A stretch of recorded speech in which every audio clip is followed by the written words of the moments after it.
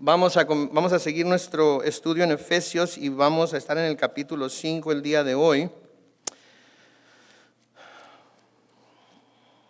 Un capítulo muy emocionante, un capítulo en el que entre otras cosas vamos a ver algunas verdades y aspectos y principios acerca del matrimonio. Les decía a los hermanos que estuvieron con nosotros el martes que si tienen preguntas acerca del matrimonio, acerca del papel del hombre, la mujer en el mismo, que las escriban o me las manden por email a mi correo electrónico de aquí de la iglesia, que es calvarado@calvarysd.com.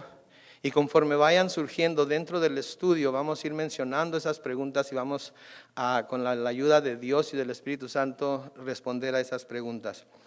Entonces, abra su Biblia a Efesios capítulo 5 y vamos a orar una vez más y vamos a comenzar nuestro estudio. Padre Celestial, te damos gracias por tu palabra. Te pedimos, Señor, que ahora tu Espíritu Santo nos dirija a través de lo que vamos a estudiar y que cada uno de nosotros reciba en su corazón y mente lo que tú quieres que recibamos. Oh Dios, sabemos que tú, por el poder de tu Espíritu, hablas individualmente a cada uno de nosotros y queremos ponernos en tus manos para que tú seas, Señor, quien nos enseñe. Señor, haz que tu siervo mengüe.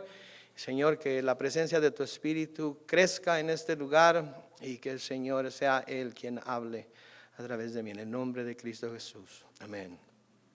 Efesios, ya lo hemos dicho antes, una carta muy hermosa de Pablo a la iglesia de Éfeso, una carta en la cual él les quiere dejar saber, les quiere recordar cuál es su posición en Cristo. Les quiere recordar que Cristo ha pagado por ellos, les quiere recordar que Cristo ya los ve sentados en los lugares celestiales juntamente con Él.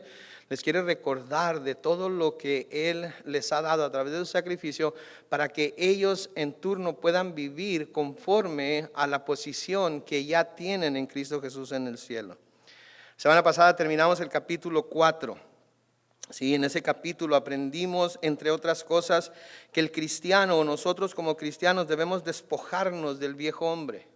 Sí, todos tenemos a ese hombre viejo que éramos antes de Cristo, que te pensaba de cierta manera antes de que el Espíritu Santo morara dentro de su corazón y que tenía ciertas cosas que hacía que no tenía ningún problema con ellas, pero que ahora que somos creyentes y el Espíritu Santo mora en nosotros, tenemos que esforzarnos diariamente por despojarnos de ese viejo hombre. Debemos, nos dice Pablo también en ese capítulo 4, ser renovados en el espíritu de nuestra mente. Tenemos que buscar por medio del poder del Espíritu Santo renovar nuestra mente. Sí, tenemos que empezar a cambiar nuestra manera de pensar y lo único que puede en realidad cambiar nuestra manera de pensar y cambiar la forma en la que vemos las cosas es el poner en donde antes había pecado, en donde antes había todo tipo de pensamientos malos, todo tipo de pensamientos sucios, la palabra de Dios para que nuestra mente pueda ser lavada por medio de esa palabra y pueda ser transformada en el Espíritu. También nos exhorta Pablo a que nos vistamos del nuevo hombre, el hombre que es creado según Dios, el hombre que Dios nos creó a todos y cada uno para nosotros, para ser.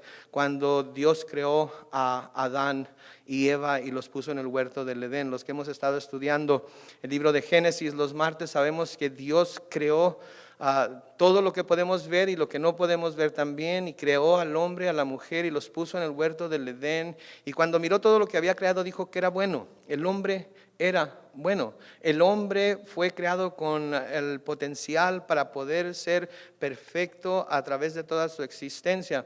Pero hay algo que Dios le dio al hombre que no le dio a ninguna otra criatura, que es el libre albedrío, la capacidad para poder decidir si se iba a obedecer o no, si se iba a amar o no a Dios y si por ese amor se iba a someter a las leyes de Dios. Dios prefirió entonces tener que luchar contra nuestra voluntad, prefirió tener que luchar contra nuestra humanidad, que tener simplemente un montón de piedras y árboles y animales adorándole, sirviéndole única y exclusivamente porque no tenían la capacidad para poder decidir si lo iban a hacer o no. Y le dio al hombre esa capacidad para que cada uno de nosotros decidamos por nosotros mismos si los vamos a hacer, porque Dios no nos va a obligar a ninguno de nosotros a obedecerle.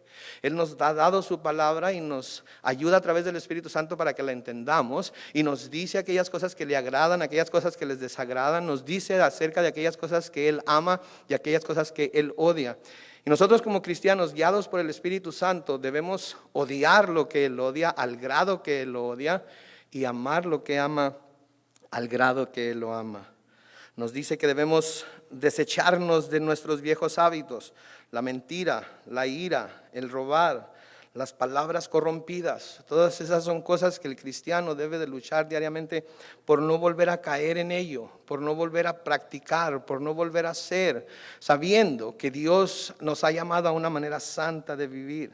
Ahora, al comenzar el capítulo 5, pareciera ser que como que al comenzar el capítulo 5, lo que dijo Pablo al final del capítulo 4 va de la mano con ello. Sí, es una de las cosas que sucede cuando la Biblia, o que sucedió cuando la Biblia se dividió en capítulos, que hay muchos capítulos que comienzan con algo que pudiera muy bien ir de la mano del capítulo que acaba de terminar. Este es el caso con el capítulo 5 de Efesios. Leamos juntos lo que dice Efesios capítulo 4, versículos 30 al 32, para que se den cuenta de lo que estoy haciendo. Entre todos los consejos que Pablo da a la iglesia de Éfeso, les termina diciendo en el capítulo 4, versículo 30, y no contristéis al Espíritu de Dios, con el cual fuisteis sellados para el día de la redención. Quítense de vosotros toda amargura, enojo, ira, gritería, maledicencia y toda malicia. Antes, sed benignos unos con otros, misericordiosos, perdonándoos unos a otros, como Dios también os perdonó a vosotros.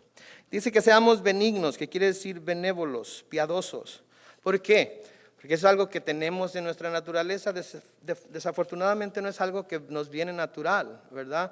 Nuestra naturaleza quiere siempre hacer lo que ella quiere, siempre quiere hacer lo que nos conviene a nosotros, y pensar en los demás o ser benignos con los demás, especialmente con los que nos hacen daño, es algo foráneo a nuestra manera de pensar. Si alguien nos hace mal, queremos hacerle mal. Si alguien nos hace sufrir, queremos que sufra. Y queremos que sufra doblemente de lo que nosotros hemos sufrido por lo que aquella persona nos hizo. Es algo que viene natural a nosotros. Pero aquí nos dice que seamos benignos, benévolos, piadosos. Eso es lo que quiere decir benignos. Por el amor que tenemos a Dios. Nos dice que debemos mostrar misericordia los unos a los otros. La misericordia es una palabra compuesta de dos palabras: miseria y acuerdo. Lo que quiere decir aquí es que debemos identificarnos con la miseria de nuestro prójimo. Debemos identificarnos con la miseria de nuestro hermano. Debemos de identificarnos con ellos sabiendo que nosotros sin Cristo somos igual de miserables que ellos, ¿verdad? Nos gusta mucho juzgar a la gente que tenemos enfrente de acuerdo a cómo la vemos y de acuerdo a cómo nos ha tratado.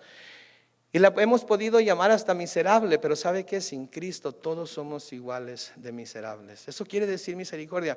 Cuando Jesucristo, por su misericordia, vino y se entregó a sí mismo por nosotros, se estaba identificando con nuestra miseria. Se hizo un miserable igual que todos nosotros, ¿sí?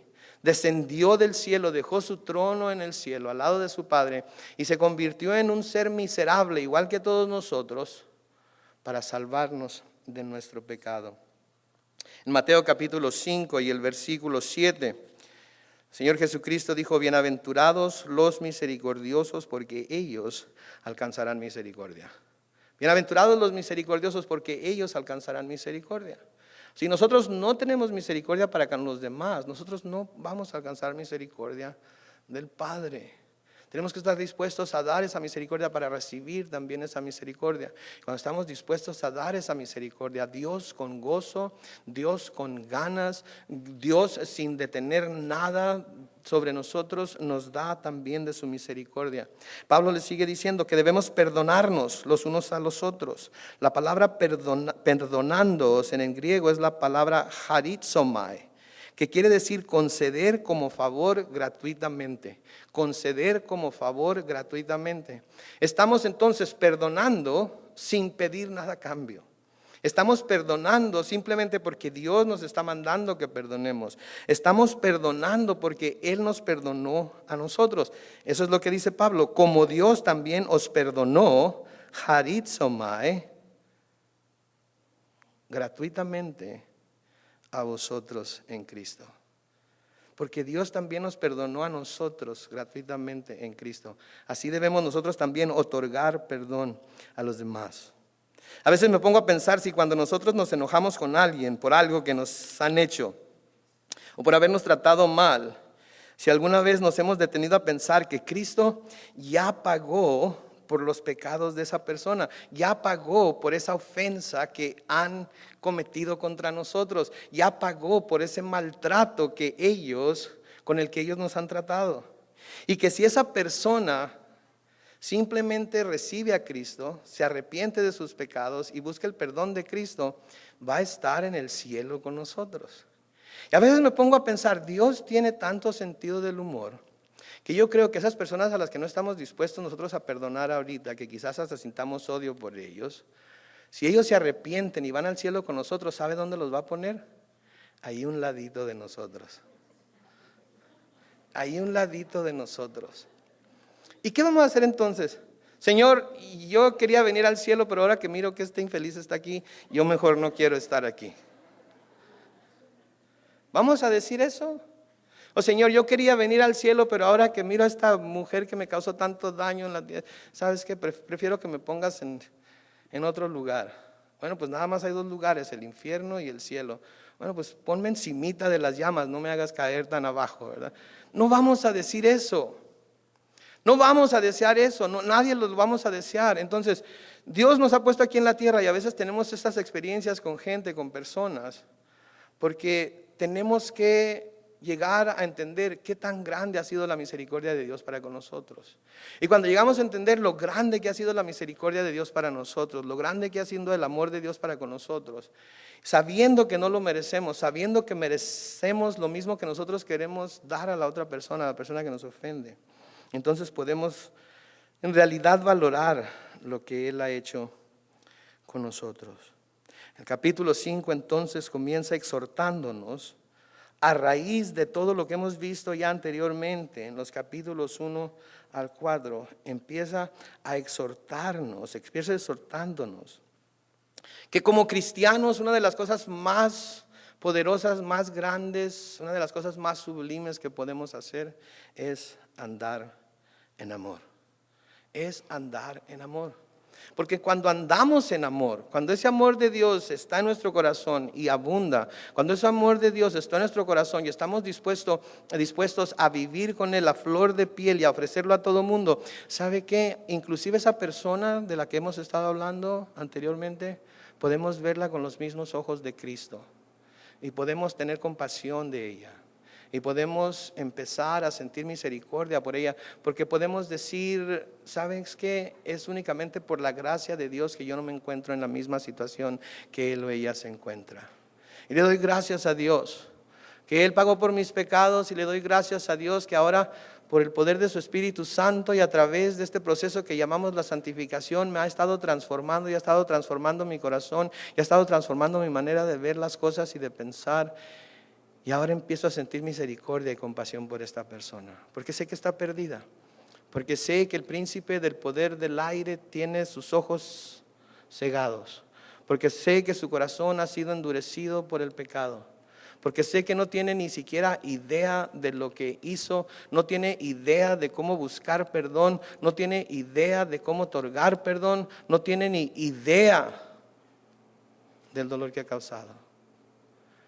Y cuando llegamos a ese punto es cuando nos damos cuenta de lo que Jesucristo hizo cuando estaba clavado en la cruz, y en lugar de maldecir y en lugar de gritar y en lugar de decirles a todos los que estaban rodeándolo en la cruz que un día se iban a arrepentir de todo, alzó los ojos al cielo y dijo: Padre, perdónalos, porque no saben lo que hacen. Pablo entonces nos exhorta como cristianos, una de las cosas más importantes que deben hacer, una de las cosas que más va a identificarlos como seguidores de Jesucristo es el andar en amor. Capítulo 5 de Efesios y el versículo 1 dice: a raíz de todo lo demás, a raíz de todo lo que hemos visto, sed pues imitadores de Dios como hijos amados. Sed pues imitadores de Dios como hijos amados, porque Dios les ama, porque son sus hijos, porque pueden contarse entre los hijos de Dios. Ahora ustedes tienen que amar, tienen que imitar a Dios. La palabra que se traduce aquí, imitar, es la misma palabra de donde tenemos la palabra mimo. Ustedes saben lo que es un mimo, ¿verdad? Han visto sin duda en la televisión cuando alguien va caminando y un mimo viene detrás de él haciendo todos los ademanes que la persona hace, copiando exactamente lo que esa persona hace, cómo camina, cómo se mueve. A mí la verdad me dan miedo los mimos. Okay, los miro y les miro la cara blanca y cómo se mueven y yo les tengo cierto miedo. Pero eso es de lo que está hablando aquí Pablo. Sean imitadores de Dios, sean un mimo de Dios. Como Él se mueve, así muévanse ustedes. Como Él habla, así hablen ustedes. Las cosas que Él hace, así hagan ustedes. Porque son sus hijos. ¿Sí? Imitar quiere decir hacer o esforzarse por hacer algo, lo mismo que otro o según el estilo de otro. Entonces debemos buscar ser como Dios, no en sus atributos de deidad, porque entonces caeríamos en el mismo error que el diablo. De hecho estaríamos diciendo que el diablo estaba diciendo lo correcto cuando le dijo a Adán y Eva que si comían del fruto iban a ser como Dios. No en esos tributos de la deidad, que es la omnisciencia, la omnipresencia, ¿verdad? Esos atributos que solamente le pertenecen a Dios, sino en los demás atributos. Acuérdense, nosotros fuimos creados a imagen y semejanza de Dios. Tenemos la imagen de Dios en nosotros. Somos creativos como Él, podemos pensar como Él, podemos razonar como Él. De hecho, Pablo nos dice que los que somos cristianos y hemos aceptado a Cristo tenemos la mente de Cristo. ¿Sí? Pero desperdiciamos esa mente. Porque decidimos en un momento dado no vestirnos del nuevo hombre y dejarnos puestos el viejo hombre. Entonces debemos buscar ser como Dios. Sí, debemos de a través de su Espíritu Santo, con el poder de su Espíritu Santo, debemos buscar ser como Él. Y las Escrituras nos dicen muy claramente todo lo que Dios es. Sí, y a mí me da temor saber que en las Escrituras puedo ver claramente lo que Dios es y luego leer que las mismas Escrituras me exhortan a imitarlo a Él. Sí, hay mucha gente que se preocupa mucho por las cosas que no entiende de la Biblia. Hay mucha gente que se preocupa por las cosas que están escondidas. Hay mucha gente que se preocupa por las cosas proféticas y los símbolos y qué querrán decir los sueños y qué será el número 666 y qué será. Saben que a mí no me preocupan las cosas que no entiendo de la Biblia. ¿Sabe qué es lo que me preocupa? Las cosas que están dichas claramente, las entiendo 100% y luego tengo que rascarme la cabeza. ¿Lo haré o no lo haré? Eso es lo que me preocupa. Porque si yo miro un alto, yo sé claramente que cuando llegue a ese alto, ¿qué tengo que hacer? Detenerme, esperar, y cuando pase el que va del lado opuesto, contrario, luego puedo seguir yo. Pero nadie me puede obligar a hacer ese alto. Yo puedo decidir si me paso ese alto o no. Si el alto no está ahí, puedo decir, no sabía, no hay ningún señalamiento, ¿cómo iba a ser un alto? Y mucha gente usa las cosas que no entiende de la Biblia como excusa para decir, bueno, si no le entiendo a todo, entonces nada debe ser cierto. No, mi hermano, mi hermana, mi amigo, mi amiga, si hay cosas que entiende de la Biblia que están claramente escritas, claramente dichas, ¿sabe qué? Usted tiene que decidir si las va a hacer o no. Preocúpese por esas cosas. Porque Dios las dejó ahí así a su alcance para que sean fáciles a su entendimiento, porque es importante que lo entienda para que usted pueda seguir su ejemplo. Una de las cosas que me preocupa es lo que el mismo Señor Jesucristo nos dice en Mateo 5:48. Sed pues vosotros perfectos como vuestro Padre que está en los cielos es perfecto. ¿A usted no le preocupa eso? A mí sí me preocupa porque este no es un apóstol, este no es un maestro, este es el mismo Señor Jesucristo que en el tiempo que vino a ofrecer su gracia y a sacrificarse por nosotros, nos está diciendo que nosotros como cristianos debemos de buscar ser perfectos como nuestro Padre que está en los cielos es perfecto. Se me hace que es una orden medio difícil de alcanzar, ¿no? A todos nos gusta usar esa excusa, ¿verdad? Es que no soy perfecto. ¿Qué quieres que haga? Si fuera perfecto como Dios, entonces todo lo haría bien, entonces no habría problema, no sería como soy. Pero aquí el Señor Jesucristo, nuestro Salvador, nuestro Redentor, aquel que vino a dar su vida por nosotros, nos dice que nosotros debemos buscar ser perfectos como nuestro Padre que está en los cielos es perfecto. Acuérdense, Pablo nos está diciendo en la carta a los Efesios que Jesús ya nos ve sentados en los lugares celestiales juntamente con Él. Lo que pasa es que Jesús posicionalmente ya nos ve como perfectos, posicionalmente ya nos ve como completos, pero nosotros tenemos la tendencia a enfocarnos en todo lo que nos falta en lugar de enfocarnos en todo lo que ya tenemos.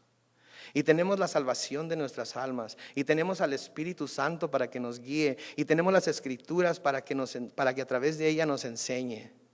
Entonces, conforme va pasando el tiempo y conforme vamos viviendo nuestro caminar cristiano y vamos aprendiendo más acerca del carácter de Dios, más nos vamos perfeccionando. No nosotros mismos, Él lo está haciendo. ¿Se acuerdan lo que Pablo le escribe a los tesalonicenses? Aquel que comenzó la buena obra en ustedes, ¿qué dice? Será fiel en terminarla. Pero tenemos que entregarnos a Él completamente, dejar que Él nos amolde, que Él nos haga, que a través de las pruebas que Él deja que lleguen a nuestra vida, a través de las tribulaciones que vienen a nuestra vida, Él nos amolde y nos perfeccione como Él quiere que seamos perfectos. En primera de Pedro, capítulo 1. Comenzando con el versículo 13, Pedro escribe: por tanto, ceñid los lomos de vuestro entendimiento, sed sobrios y esperad por completo en la gracia que os traerá cuando Jesucristo sea manifestado. Note el versículo 14: como hijos obedientes, no os conforméis a los deseos que antes teníais estando en vuestra ignorancia, sino como aquel que os llamó es santo, sed también vosotros santos en toda vuestra manera de vivir, porque escrito está: sed santos porque yo soy santo. ¿Sabía usted? Dios a través de su palabra nos dice que debemos ser santos. ¿Sabe cuál es el problema? Es que tenemos un concepto, tenemos una idea equivocada de lo que es ser santo. ¿Sí? En nuestra mente, cuando pensamos en santo, ¿qué pensamos? ¿En alguien con el coco rasurado? ¿En alguien con túnica puesta? ¿En alguien que tiene las manos eternamente en esta posición? ¿Verdad? Y tenemos esta imagen de santos y la historia de la iglesia nos ha hablado acerca de los grandes santos y nos ha hablado de su piedad y nos ha hablado de cómo se entregaron a sí mismos por los pobres, por esto, por aquello, por lo otro. Y cuando nosotros nos comparamos con ellos decimos: yo no puedo ser santo.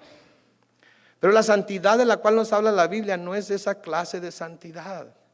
Santo quiere decir estar separado, quiere decir estar apartado para el servicio de Dios.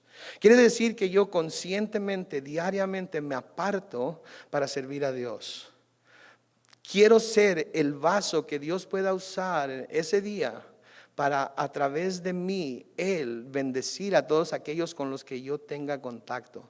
Esa es la clase de santos de la cual Pedro está hablando aquí. Esa es la clase de perfección de la cual nuestro Señor Jesucristo estaba hablando. Y cuando nosotros vemos el punto de vista de las Escrituras, entonces podemos ver que en realidad esa santidad y esa perfección no es tan difícil como pensamos que es.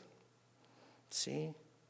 Lo que pasa es que demasiadas veces como cristianos, la pregunta que hacemos es: ¿qué tanto puedo hacer?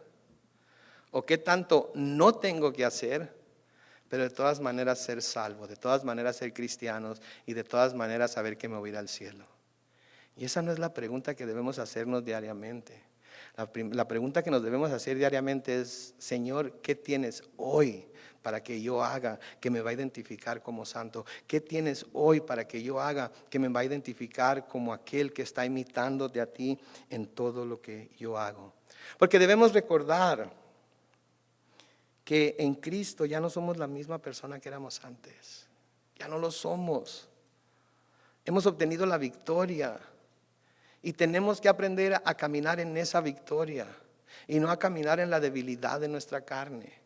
Lo que pasa es que a veces nos entregamos demasiado rápido a la debilidad de nuestra carne y nos justificamos diciendo: bueno, pues yo ya hice la oración, yo voy a la iglesia, yo leo la Biblia, yo hago todo esto, entonces todo está bien conmigo. No se trata de actos religiosos, se trata de una vida completa de entrega, de perseverar, de caminar con Él, de correr la carrera con paciencia, de enfrentar las diferentes pruebas y las diferentes cosas que tenemos en esta vida, dirigidos por el Espíritu Santo. Pablo les dice a los Corintios en 2 de Corintios 5:17: de modo que si alguno está en Cristo, nueva criatura es. Las cosas viejas pasaron, aquí todas son hechas nuevas. Si éramos ladrones, ya no robamos. Si éramos fornicarios, ya no fornicamos. Si éramos adúlteros, ya no adulteramos. Si éramos mentirosos, ya no mentimos. O cuando menos tratamos de no mentir tanto. O cuando menos las mentiras que decimos ya no son tan grandes. Se oye curioso, ¿verdad?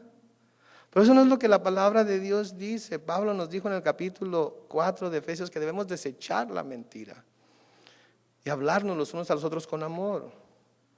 Sí, está muy claro, debemos seguir eso. Noten lo que dice Pedro en 1 de Pedro, capítulo 1, comenzando con el versículo 3. Como todas las cosas que pertenecen a la vida y a la piedad nos han sido dadas por su divino poder, mediante el conocimiento de aquel que nos llamó por su gloria y excelencia, versículo 4, por medio de las cuales nos ha dado preciosas y grandísimas promesas. Y esto es lo que quiero que subrayen o de alguna manera le pongan ahí alguna marca, para que por ellas llegases a ser participantes de la naturaleza divina, habiendo huido de la corrupción que hay en el mundo a causa de la concupiscencia. ¿Alguna vez usted se había dado cuenta que usted es participante de la naturaleza divina porque el Espíritu Santo de Dios está en usted? No es Dios, está muy lejos de ser Dios, pero usted es participante ya de la naturaleza divina. Eso es lo que quiere decir nacer de nuevo. Nacemos de nuevo y la naturaleza de Dios viene a ser parte de nuestra naturaleza, y de repente todas aquellas cosas que hacíamos, todos aquellos pecados que cometíamos que no nos causaban ninguna condenación, que no nos causaban ninguna condenación, ninguna convicción, que no nos causaban ninguna preocupación, en los cuales andábamos con todas las ganas del mundo, en las cuales ni siquiera pensábamos en lo que estábamos haciendo, ha sido transformada. Y ahora vemos algo que no debemos ver y nos preocupamos. Acaba de pasar Halloween. ¿Cuántos cristianos sufren el 31 de enero, de octubre en la mañana? ¿Dejaré ir a mis hijos al triqui triqui o no los dejaré ir? ¿Los dejaré que se pongan disfraz o no los dejaré que se pongan disfraz? ¿Iremos al evento que van a tener en Otay Ranch o no vamos? Iremos y hay un tormento y hay una guerra dentro de ellos porque lo hago o no lo hago. ¿Sabe que la palabra de Dios dice que todo lo que no se hace de fe es pecado? Y si la palabra de Dios, bienaventurado es aquel que no se condena en lo que hace. Entonces, si usted dice, es simplemente otro día, ¿ok? Yo voy a sentarme a la puerta de mi casa y voy a dar dulces con tratados evangelísticos, voy a dar dulces con anuncios de mi iglesia, ¿ok? Yo voy a ir a pedir dulces, pero a cada casa que vaya a pedir dulces, a cambio del dulce que me van a dar, le voy a dar un tratado, así como lo hizo Rudy ahorita que se agarró el distribuidor. Y gracias por el chocolate, toma, te dejo este a cambio. Hay tantas cosas, tenemos que tomar esas cosas. Mire, puedes poner las fotos que te dije de Outreach. El jueves pasado tuvieron un evento en Otay Ranch, ¿okay? Y la iglesia puso una carpa ahí con anuncios de la iglesia y todo eso. Y hubo como 10,000 a 15,000 personas por toda el área de Otay. Distribuimos aproximadamente 1,000 tratados como los que le dio Rudy ahorita. Distribuimos Biblias, distribuimos libros, ¿okay? Teníamos la música de Salvador a todo volumen ahí. ¿Ok? Se oía por todos lados. Niños llegaban a pedir dulces. ¿Ok? Hermanos fueron y hicieron de voluntarios. ¿Ok? Ok, esa foto que está ahí, no estoy así de cachetón, aunque sí estoy cachetón, pero me agarraron con la boca llena de chocolates. ¿Ok? Me sorprendieron. ¿Ok? Pues, si sigo con tanto chocolate, de hecho así voy a estar de cachetón, pero no estoy así de cachetón.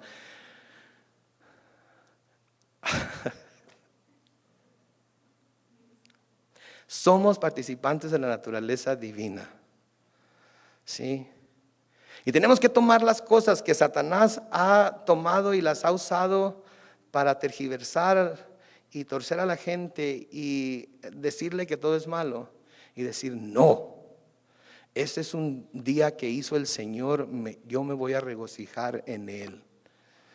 Eso es lo que tenemos que hacer, porque somos participantes ahora de la naturaleza divina y tenemos que reconocer eso, porque cuando reconozcamos eso, sí, entonces no vamos a tener que andarle preguntando al pastor, no vamos a tener que andarle preguntando a los hermanos, vamos a orar, vamos a leer las escrituras, vamos a clamar a Dios y Dios nos dice, hey, estate quieto. ¿Cuál es la motivación? ¿Qué es lo que te está motivando a hacer esto? ¿Okay? ¿Qué es lo que los está motivando a hacer esto? Y Dios va a revelar en nuestro corazón lo que tenemos que hacer. Mire, como seres humanos, hay muchas cosas que hay en nuestra vida que nos ayudan a fallar, que nos ayudan que nos hacen tropezar, que nos hacen hasta caer. Pero debemos recordar una cosa. que como hijos de Dios podemos levantarnos por el poder del Espíritu Santo y seguir nuestra carrera con paciencia. Si las Escrituras dicen que el hombre justo se cae 7 veces, pero también 7 veces se levanta. Estamos en un mundo pecaminoso, vivimos en un cuerpo vendido, dado al pecado. Por eso debemos vivir en constante comunión con el Padre, en el nombre del Hijo, por el poder del Espíritu Santo, para que ellos nos muestren el camino que debemos seguir. Y cuando hacemos eso, entonces tenemos la fortaleza y la paciencia para seguir adelante. Si Santiago nos dice en Santiago capítulo 5 versículos 7 y 8, por tanto, hermanos, tened paciencia hasta la venida del Señor. Mirad cómo el labrador espera el precioso fruto de la tierra, aguardando con paciencia hasta que reciba la lluvia temprana y tardía. Tened también vosotros paciencia y afirmad vuestros corazones, porque la venida del Señor se acerca. ¿Sí? Sabiendo que somos nuevas criaturas, sabiendo que somos participantes de la naturaleza divina, que debemos andar en esa novedad de vida, imitando a Dios, siendo pacientes con nosotros mismos, porque nosotros mismos somos los primeros que nos condenamos a veces. Decimos, ok, escuché el sermón de hoy, escuché el estudio, estaba respaldado por las Escrituras, pude entender claramente, voy a salir de aquí, voy a hacer todo lo que el pastor dijo. Y salimos, y al salir está una piedra ahí enfrente de nosotros, tropezamos con ella, nos caemos. No tiene caso. ¿Para qué? Llevan varias veces que me lo propongo, salgo, tropiezo, me caigo y no vale la pena tanto esfuerzo. No, acuérdense lo que dijo el Señor Jesucristo: el que persevere hasta el fin será salvo. Es una lucha constante. En Hebreos capítulo 12 versículos 1 al 4 dice: por tanto nosotros también, teniendo en derredor nuestro tan grande nube de testigos, hablando de todos los testigos que mencionó en el capítulo 11, dice: despojémonos de todo peso y del pecado que nos asedia y corramos con paciencia la carrera que tenemos por delante, puestos los ojos en Jesús, el autor y consumador de la fe, el cual por el gozo puesto delante de él sufrió la cruz, menospreciando el oprobio, y se sentó a la diestra del trono de Dios. Considerad aquel que sufrió tal contradicción de pecadores contra sí mismo, para que vuestro ánimo no se canse hasta desmayar, porque aún no habéis resistido hasta la sangre combatiendo el pecado. Tenemos que seguir adelante, tenemos que levantarnos, tenemos que decir: Señor, en tu nombre va a llegar el día en el que voy a vencer este pecado, en tu nombre va a llegar el día en el que voy a poder caminar en ese camino estrecho que lleva a la vida eterna, en tu nombre voy a poder ser partícipe verdaderamente de la naturaleza divina, y en tu nombre voy a vivir como esa nueva criatura que tu palabra me dice que soy en Cristo Jesús. Señor, en tu nombre, no por mi propio esfuerzo, porque cuando nosotros usamos nuestro propio esfuerzo, ¿sabe qué sucede? Nos cansamos y decimos: no vale la pena. Tiene que ser en su nombre. Entonces somos llamados a imitar a Dios. Somos llamados a imitar a Dios, y las Escrituras de nuevo nos dicen muy claramente lo que Dios es. Somos sus hijos, como tales debemos de parecernos a Él. Nosotros esperamos que nuestros hijos se parezcan a nosotros, ¿no es cierto? ¿Verdad? Y la gente los ve y dice: ay, qué bárbaro, ¿cómo se parece a ti? Sí, a mí me da gusto cuando me dicen que mi hijo varón se parece a mí. Cuando me dicen que mi hija se parece a mí, les digo: no se preocupen, estoy orando para que se le quite antes de que sea grande. Pero esperamos que nuestros hijos se parezcan a nosotros. Nuestros hijos no aprenden más de nosotros que cuando nos imitan, ¿sí? Nuestros hijos buscan imitarnos. El otro día vi una foto de mí cuando era un poco más joven, sentado frente a una batería así de juguete, ¿sí? Tocando, porque mi hijo le quería tocar la batería cuando tenía como 2 o 3 años, y luego enseguida estaba una foto de él sentada a la batería también tocando. Y todo lo que papá hacía, él quería hacer, y así somos todos nosotros. Las niñas, lo que mamá hace, las niñas quieren hacer. A veces lo que papá hacen, las niñas quieren hacer, ¿verdad? En fin, pero quieren imitar a sus padres. Así nosotros también debemos buscar imitar a nuestro Señor. Y más que sabemos lo que Dios es, déjenme decirles algunas cosas que Dios es. Primera de Juan 1:5 nos dice, 1:5 al 7 nos dice que Dios es luz. Primera de Juan 1:5 dice: este es el mensaje que hemos oído de Él y os anunciamos: Dios es luz y no hay tinieblas en Él. Si decimos que tenemos comunión con Él y andamos en tinieblas, mentimos y no practicamos la verdad. Pero si andamos en luz como Él está en luz, tenemos comunión unos con otros y la sangre de Jesucristo, su Hijo, nos limpia de todo pecado. Vamos a ver más acerca de esto en los versículos que siguen la próxima semana. Pero Dios es luz, y porque Dios es luz y nosotros lo vamos a imitar, tenemos que andar en luz también. Y no podemos andar en las tinieblas y decir que somos hijos de Dios. Es una contradicción. Porque alrededor de Dios no hay tinieblas. Y si nosotros podemos escondernos en las tinieblas, no estamos andando con Dios. Por favor, entiéndanlo claramente.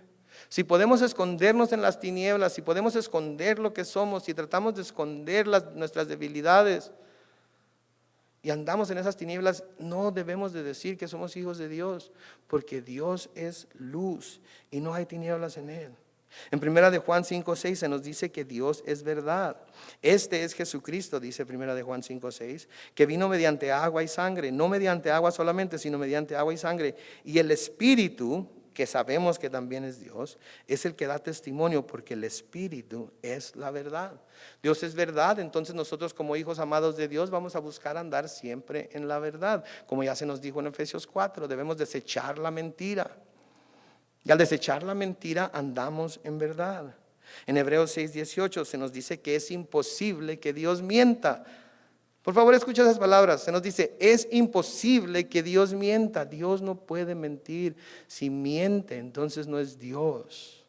Y si lo vamos a imitar a Él, debemos andar en la verdad.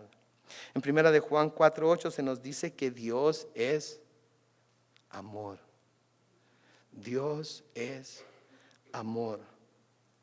De manera que si Dios es amor y nosotros vamos a querer imitarlo, ¿qué es lo que debe identificar a nuestra vida?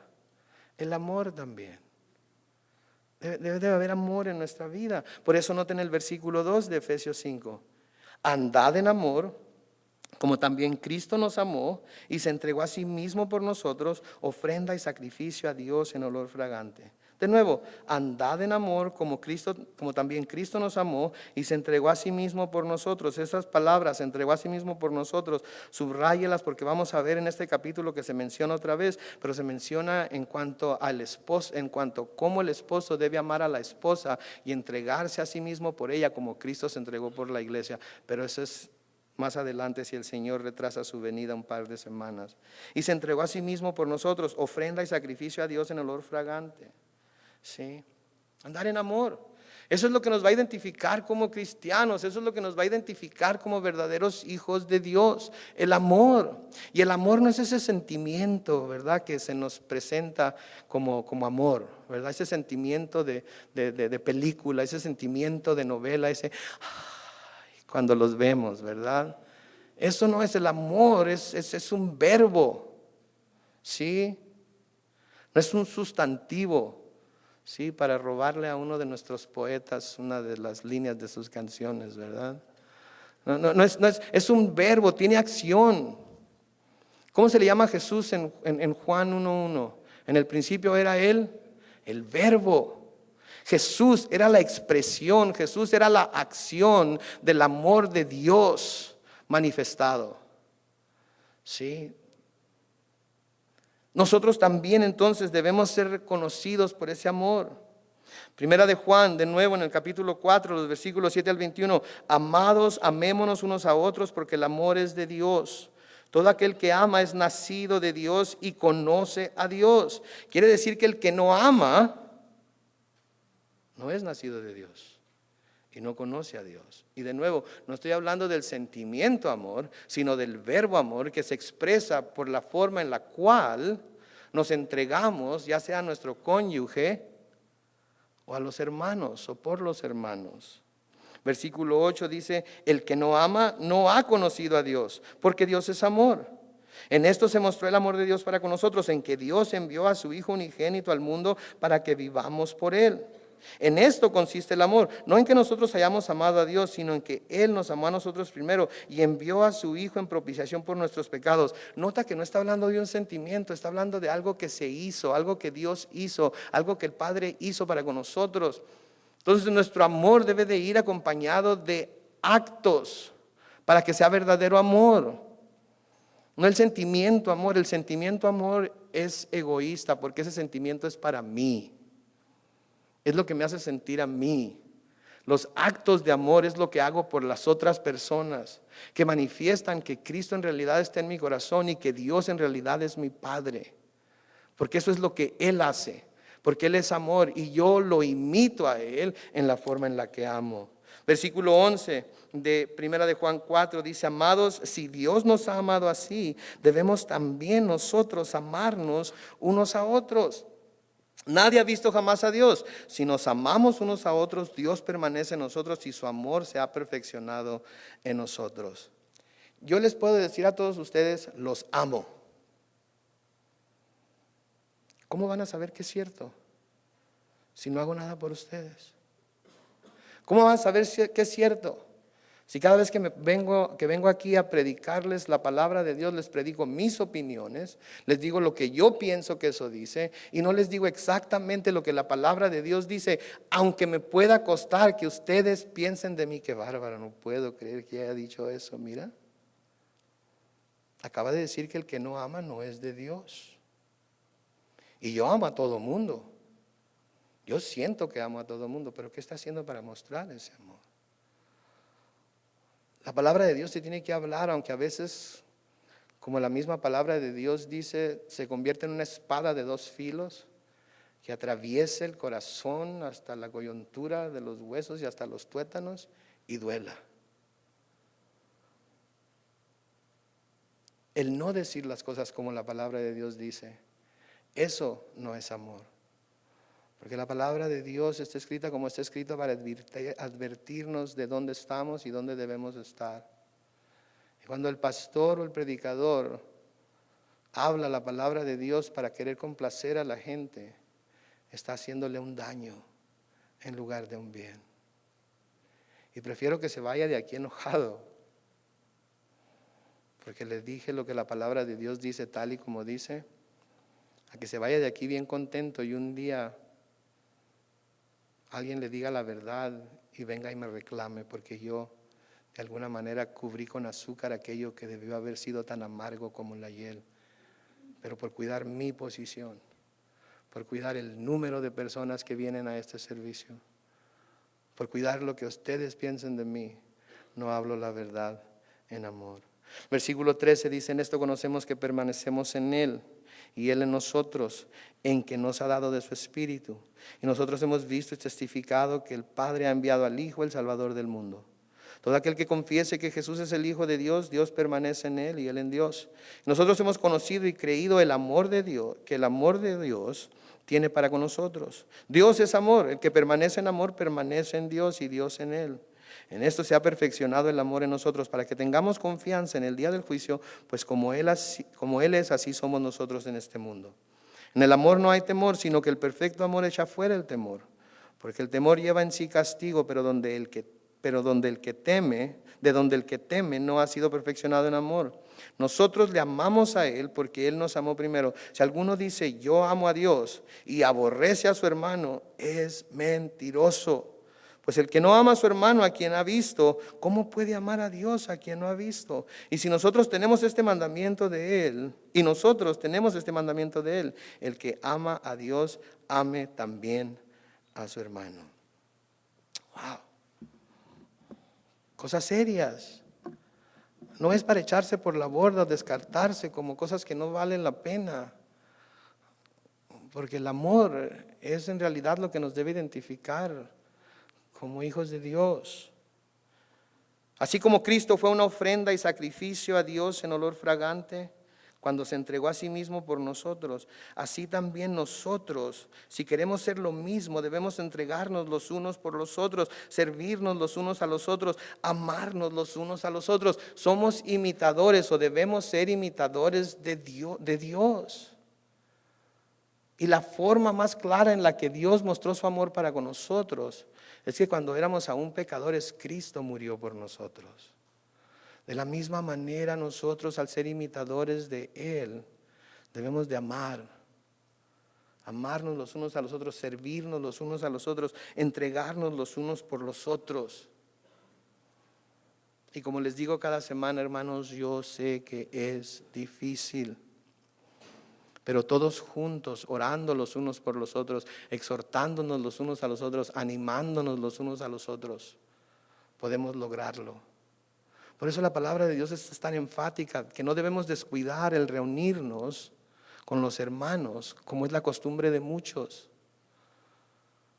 Debemos buscar tener comunión los unos con los otros y buscar que se ore por nosotros.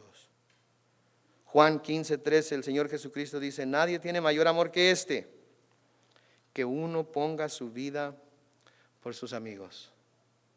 Nadie tiene mayor amor que este, que uno ponga su vida por sus amigos. ¿Quiere mostrar amor en realidad? Ponga su vida por sus amigos.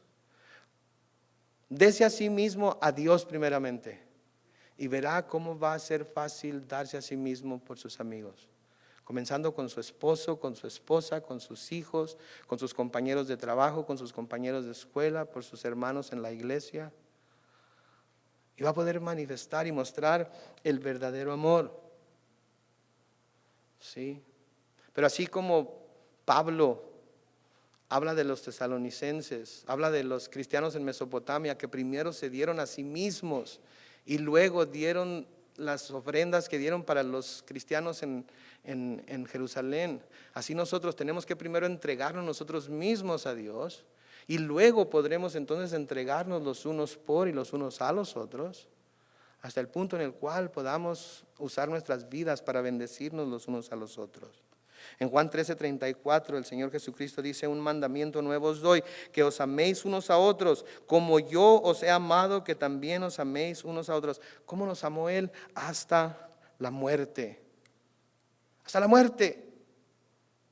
Así debemos amarnos nosotros. Dice: en esto conocerán todos que sois mis discípulos, si tuviereis amor los unos con los otros. ¿Saben qué? De nuevo, todos podemos decir que nos amamos. Nadie podemos dudar. Si alguno de ustedes me dice: pastor, lo amo con todo mi corazón, yo no puedo dudarlo, pero tampoco lo puedo ver. Pero si usted dice: pastor, le amo con todo mi corazón, y ¿sabe qué? Quiero ayudarle como ujier aquí los domingos. Ok, estoy viendo el amor, estoy sintiendo el amor. Ok.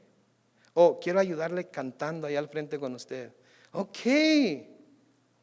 estoy sintiendo el amor. O ¿sabe qué? Déjeme orar por usted ahorita aquí mismo. Es todo. ¿Cómo sabía que necesitaba oración? No sabía, pero le amo y quiero orar por usted para que Dios le bendiga. ¿Se fija? Todos podemos decir que nos amamos, pero hasta que no estamos dispuestos a darnos los unos por los otros, no hay manera de que el otro compruebe que sea cierto. Filipenses 2, versículos 1 al 11 dice: por tanto, si hay alguna consolación en Cristo, si algún consuelo de amor, si alguna comunión del Espíritu, si algún afecto entrañable, si alguna misericordia, completad mi gozo sintiendo lo mismo, teniendo el mismo amor, unánimes, sintiendo una misma cosa. Nada hagáis por contienda o por vanagloria. Antes bien, con humildad, estimando cada uno a los demás como superiores a sí mismo, no mirando cada uno por lo suyo propio, sino cada cual también por los demás. Aquí está la clave.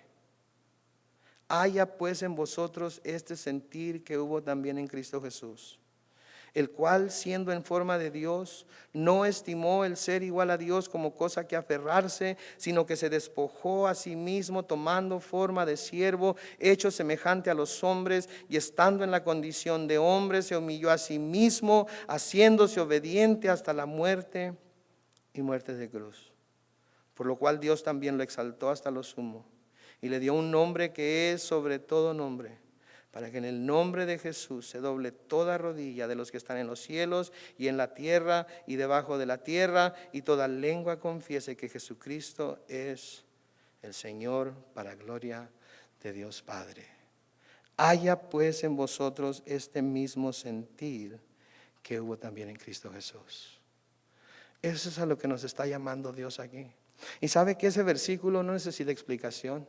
No necesito decirle qué es lo que dice en griego, ni explicarle lo que el diccionario dice que es haya, sentir, también. Está tan claro. Si lo entiende, si está claro para usted hoy, no se preocupe por todo lo demás que no entiende de la Biblia. Preocúpese porque lo escuchó y lo entendió. Y la pregunta es, ¿qué va a hacer con ello ahora? Para terminar aquí esta mañana, Gálatas 6, versículos 7 al 10, Pablo escribe: no os engañéis, Dios no puede ser burlado, pues todo lo que el hombre sembrare, eso también segará. Porque el que siembra para su carne, de la carne segará corrupción, mas el que siembra para el Espíritu, del Espíritu segará vida eterna. No nos cansemos pues de hacer bien, porque a su tiempo segaremos si no desmayamos. Así que según tengamos oportunidad, hagamos bien. ¿A quién? A todos. A todos. Aun esas personas que consideramos no tan agradables. Hagan bien a todos. Aun cuando se trate de sacrificar nuestra carne, nuestro orgullo un poco, hagan bien a todos. Y termina el versículo diciendo: y mayormente a los de la familia de la fe. Porque es así como mostramos amor unos por los otros, y es así como en realidad llevamos a cabo el mandamiento de Dios. Oremos. Padre celestial, te damos gracias por tu palabra, y Señor, te damos gracias que en realidad es tan clara. A veces, Señor, es tan clara que nos da miedo, que podemos entender tan claramente lo que nos dice.